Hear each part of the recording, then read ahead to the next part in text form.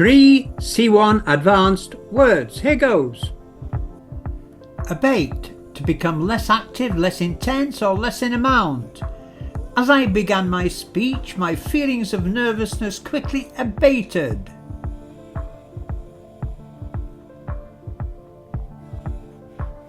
Abstract, existing purely in the mind, not representing actual reality. Julie had trouble understanding the appeal of the abstract painting.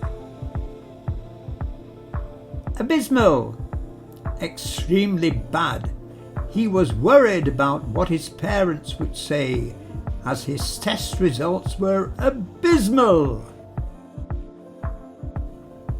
If you want to move on from advanced level to proficiency level, check out my video of 150 C2 level proficiency words. You have a full explanation of each word plus examples. Give it a try. They're challenging words, but you need them if you're going to achieve proficiency level. See you again soon. Bye for now.